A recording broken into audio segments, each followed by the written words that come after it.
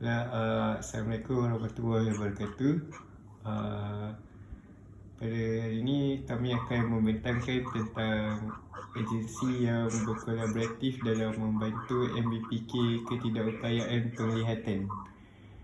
Daripada tajuk ini kami telah membuat e-book yang menggabungkan daripada pelbagai jenis agensi bersama prosedur yang dibuat untuk menilai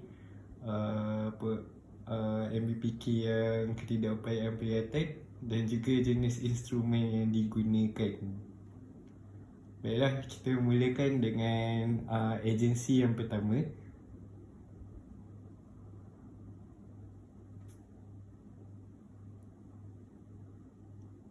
Agensi yang pertama ialah Gleneagles Hospital, Kuala Lumpur. Jadi Gleneagles Hospital ni merupakan hospital yang terdapat di beberapa buah negara di Asia Tenggara seperti Malaysia, Singapura dan India. Jadi agensi ini dia telah menyediakan pelbagai perkhidmatan perubatan dan juga kepakaran kepada pesakit-pesakit. Jadi Gleneagles Hospital Kuala Lumpur ni dia telah menyediakan perkhidmatan rawatan mata dan juga mempunyai doktor pakar mata di cawangan Kuala Lumpur. Baiklah, seterusnya. Jenis saringan mata yang dijalankan ialah saya mengambil penilaian glaukoma. Jadi untuk melakukan penilaian glaukoma ini terdapat 4 ujian penting yang perlu dijalankan sebelum kita mengesahkan seseorang itu mempunyai glaukoma.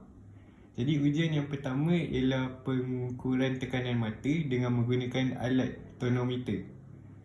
Prosedur dia adalah doktor akan meletakkan ubat titis di mata pelanggan untuk menjadikan kornea supaya kebas, supaya tidak berasa sebarang ketidakselesaan semasa prosedur. Pewarna fluoresin juga akan diletakkan di mata pelanggan. Seterusnya, pelanggan akan diminta untuk meletakkan dagu dan dahi pada mesin slit lamp untuk pengukuran tekanan mata.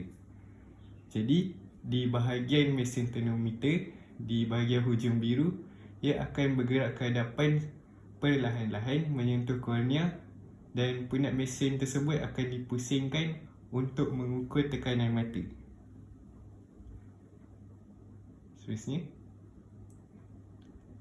ialah ujian gonioskopi untuk melihat sudut pengaliran cahaya mata.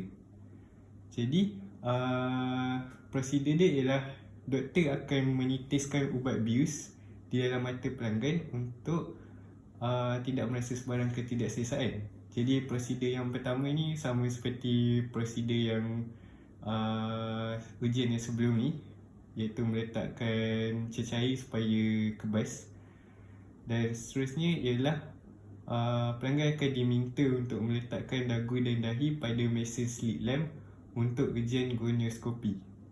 Kaunter gonioskopi akan diletakkan secara perlahan-lahan di atas permukaan bola mata pelanggan. Jadi cahaya daripada mesin slit lamp tersebut akan digerakkan di sekitar cermin kaunter bagi menilai sudut penglihatan secara keseluruhan. Jadi dalam masa tertentu, kadang-kadang doktor ini juga akan menekan kaunter dengan perlahan-lahan kepada mata pelanggan bagi mendapatkan lebih banyak maklumat tentang kesihatan pelanggan tersebut. Jadi terutamanya dalam mata yang ada risiko tinggi untuk glaukoma, dia mempunyai sudut yang terlalu tertutup. Ujian yang seterusnya ialah pemeriksaan struktur saraf mata. Jadi pemeriksaan struktur saraf mata ini melibatkan penggunaan alat ophthalmoscope untuk memeriksa fungsi mata, termasuk saraf optik dan salur darah di dalamnya. Jadi doktor ni akan memeriksa warna, ukuran dan juga bentuk saraf optik bagi menilai reaksi pelanggan terhadap cahaya. Dan pemeriksaan yang seterusnya, yang terakhir ialah penilaian fungsi saraf mata. Penilaian ini dibuat menggunakan mesin perimetri automatik, iaitu semasa menjalankan ujian, mesin ini perlu ditekan butang setiap kali melihat rangsangan cahaya keluar daripada pelbagai lokasi.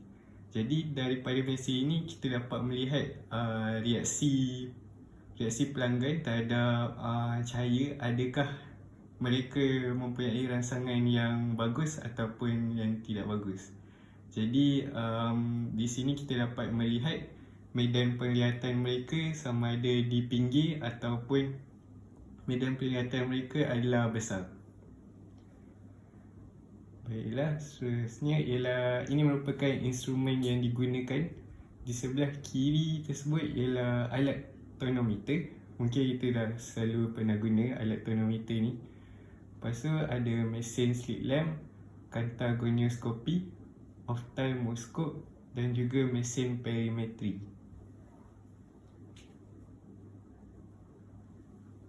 Seterusnya ialah agensi yang seterusnya ialah Optimax Eye Specialist. Optimax ni merupakan pusat pakar mata yang telah mendapat nama sebagai sebuah penyedia penjagaan mata yang paling terkenal di Asia Tenggara. Jadi mereka ni telah berkhidmat dalam memberikan penjagaan dan rawatan kepada pelanggan, termasuk dari segi masalah cataracts, glaukoma, mata kering dan juga masalah mata yang lain-lain. Jadi jenis saringan mata yang dijalankan adalah banyak di Optimax ni.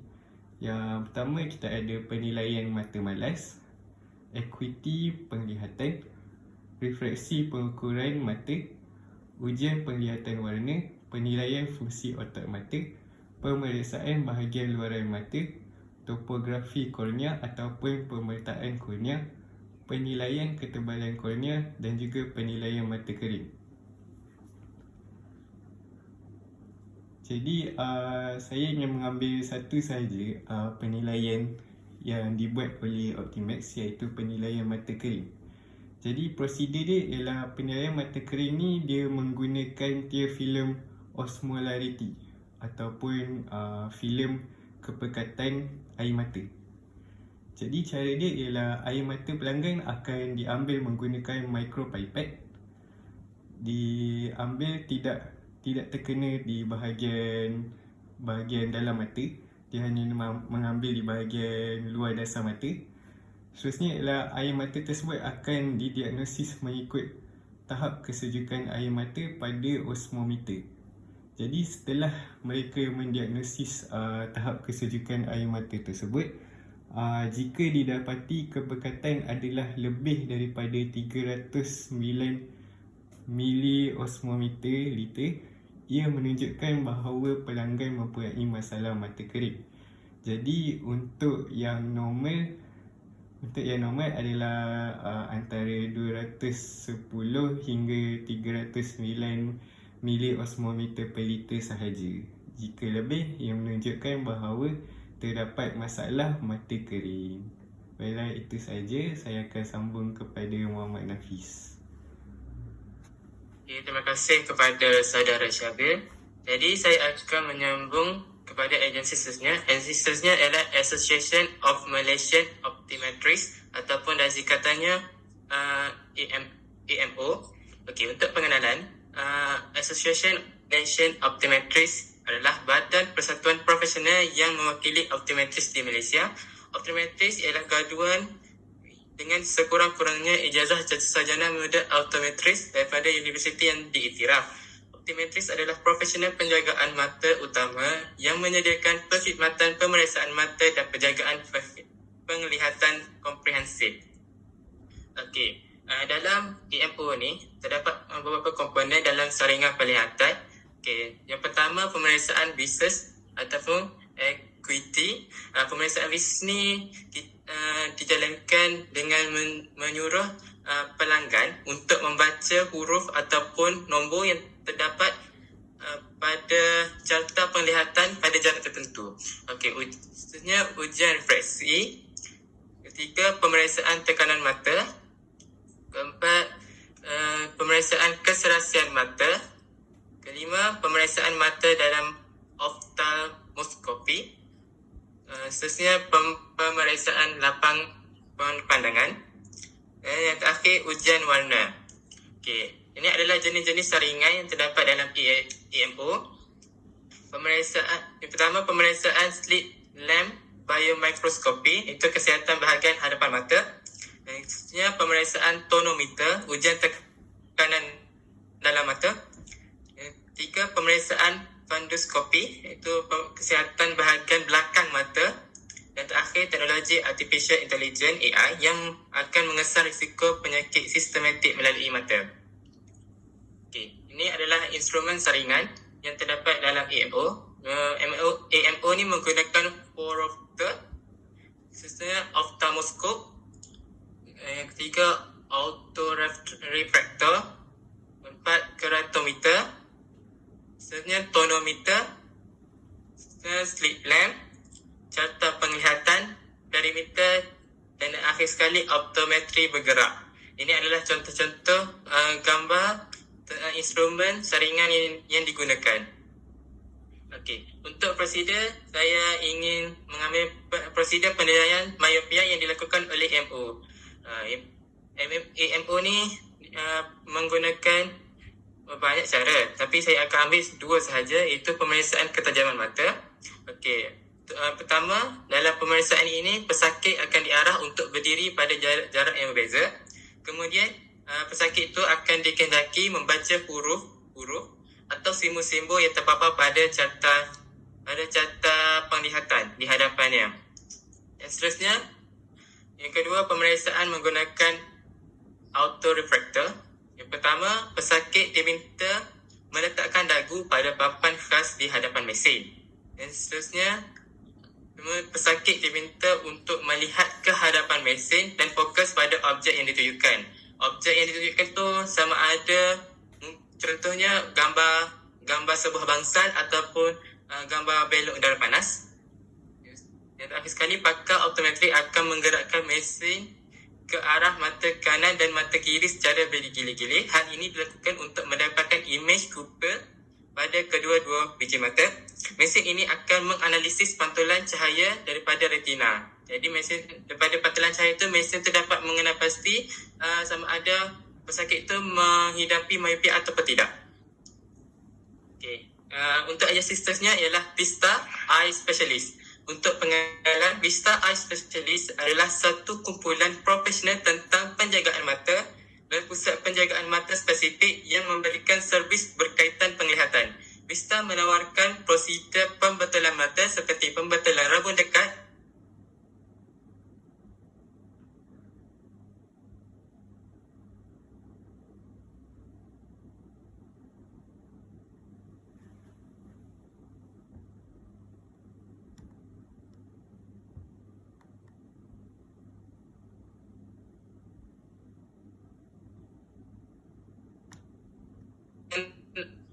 intraokular, seterusnya pemeriksaan optik saraf, seterusnya gonioskopi,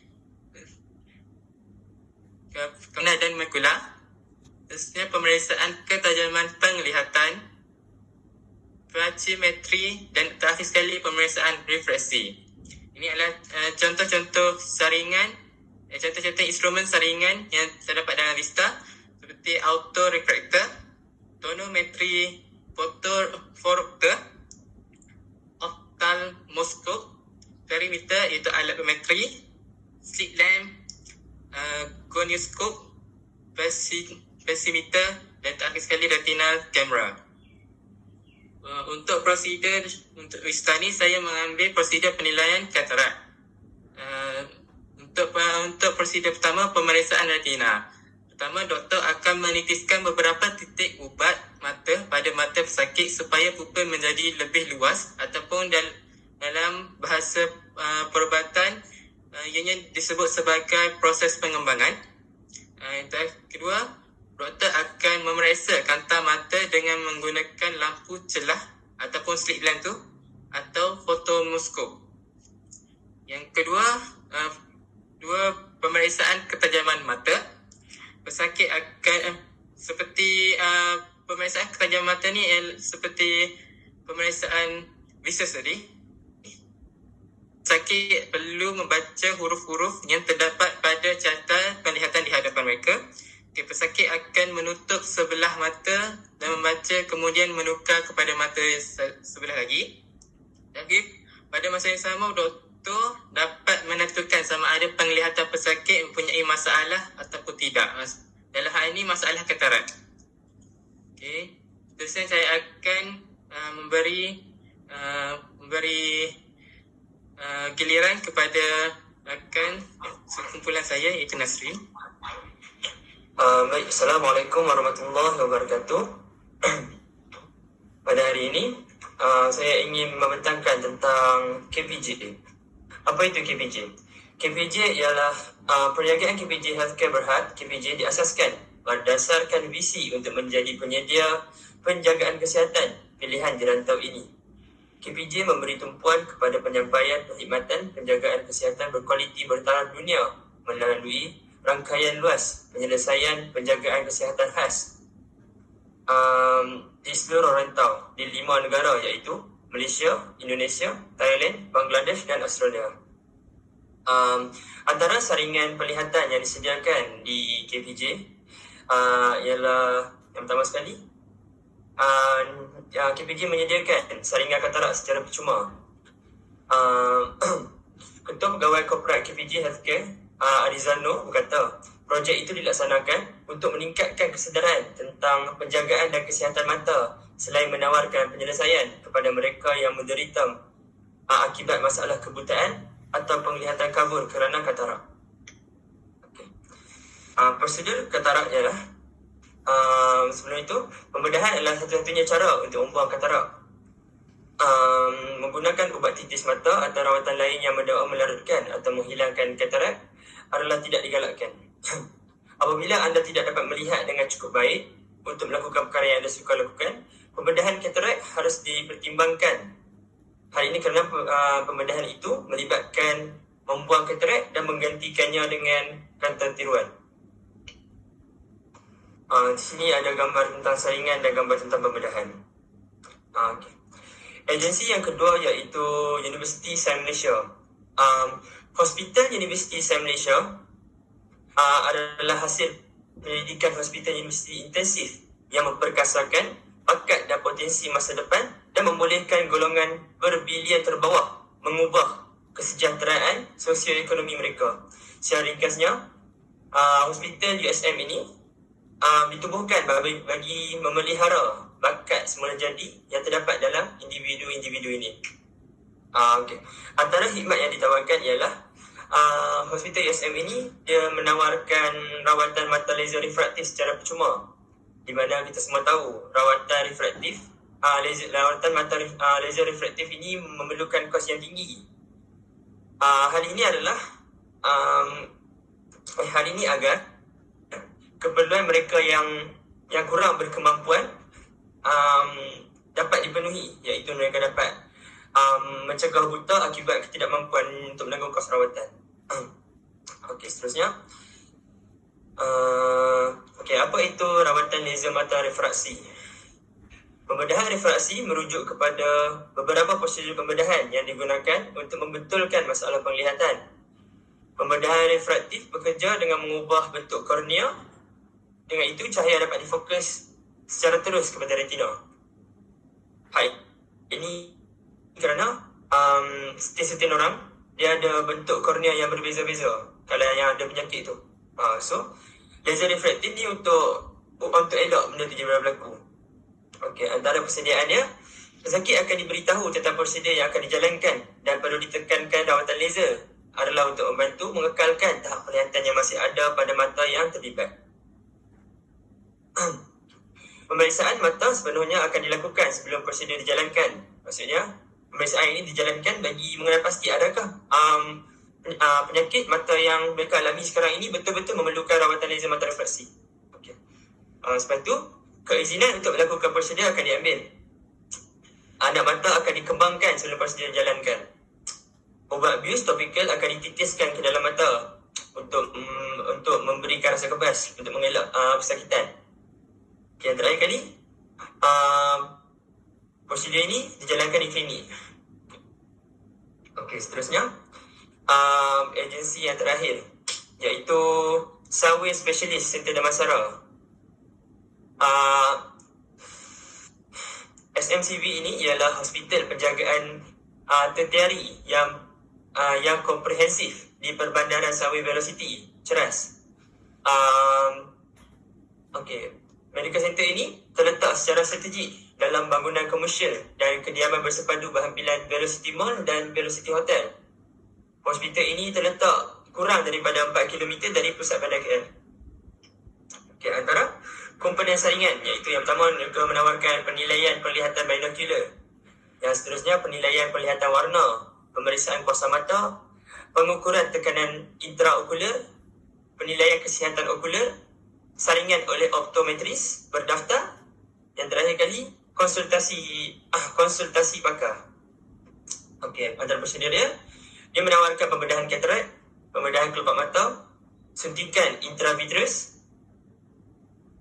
pemejam dan pembedahan juling.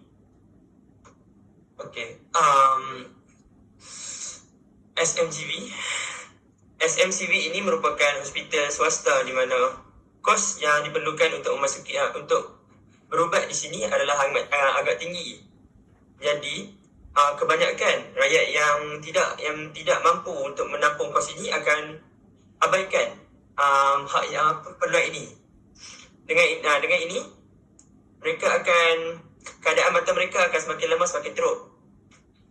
Di sinilah di mana KPJ dan HUSM mengambil bahagian.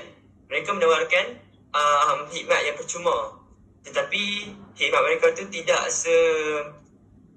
sama dengan khidmat yang ditawarkan di survey specialist, di mana survey specialist ini swasta yang kita membayar kos itu. So pelayanan mereka akan lebih baik dan pembedahan juga mungkin akan jadi lebih cepat. Kita tidak perlu beratur dan sebagainya. Saya ingin berkongsikan satu info menarik, iaitu tentang bilakah seseorang perlu mendapatkan rawatan. Yang pertama sekali, masalah penglihatan. Mereka perlu mendapatkan rawatan apabila mereka mempunyai masalah penglihatan. Sebagai contoh, penglihatan mereka semakin berkurang, kabur, mereka terlihat ada bayang apungan, kilauan cahaya, kilatan cahaya, mana silau, lingkaran warna, kelili lampu dan lain-lain. Apabila seseorang itu mendapati bahawa dia menghadapi masalah penglihatan ini, maka dia perlu mendapatkan rawatan. Seterusnya, pemeriksaan mata yang komprehensif pada usia 40 tahun dan setiap 2 ke 4 tahun sebaik anda berusia lebih 40 tahun. So apabila mencecah umur 40 tahun, kita hendaklah melakukan pemeriksaan mata setiap 2 ataupun 4 tahun bagi mengelakkan masalah penglihatan yang kita alami semakin teruk. Lepas tu dia ada mata juling atau mata malas, diabetes, sakit mata atau mata kering. Dan apabila ada sejarah salah silap keluarga di mana golongan yang lebih tua daripadanya mempunyai penyakit mata. Hal ini kerana ada setiap penyakit mata di mana dia diwarisi dan ada juga yang tidak diwarisi.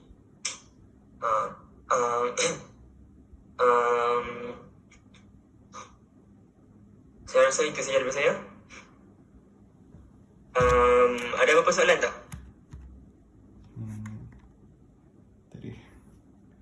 Tak ada. Nafis, boleh tolong perkenalkan balik tak agensi yang kedua itu? Perkenalkan saja. Di mana? Agensi yang kedua yang awak punya.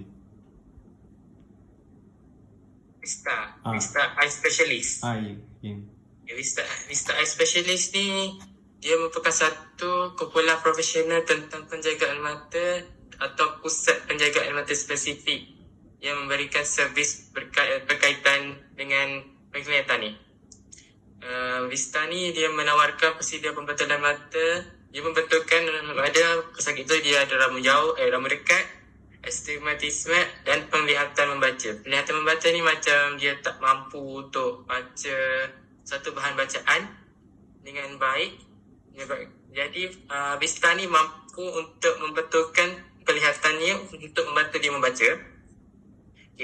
Juga Vista ni juga menyediakan pemeriksaan perkhidmatan dan perlindungan dan rawatan untuk kebutaan yang boleh dicegah seperti katarak, glaukoma dan AMD. Okey, terima kasih. Jadi, Saya ingin bertanya, ya.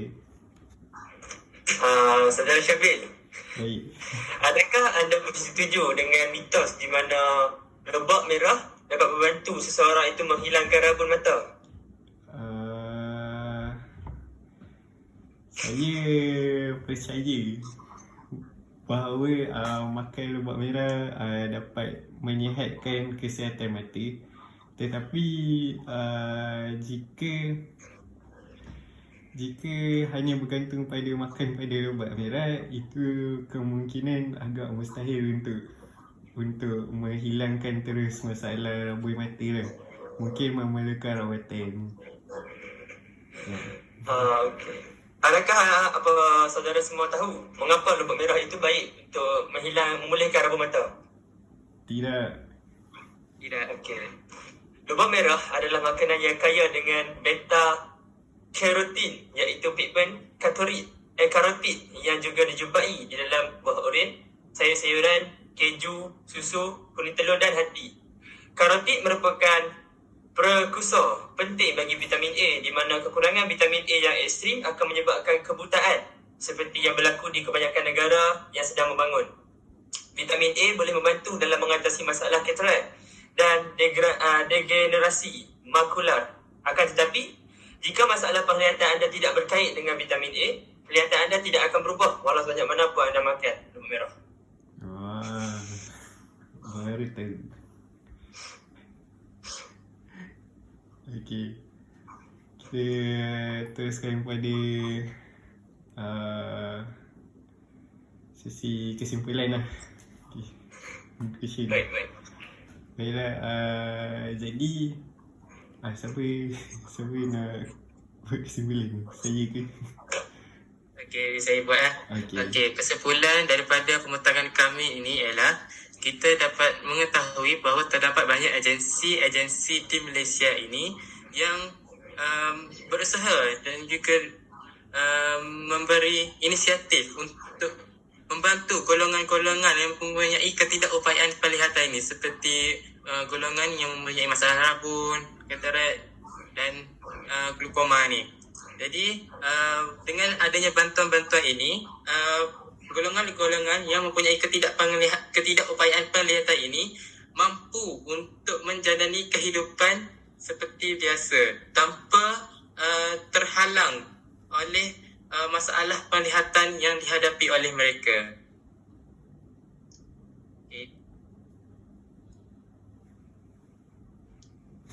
Okey, baiklah, itu sahaja daripada pembincangan kami semua. Jadi, sekian, terima kasih. Bye-bye. Bye.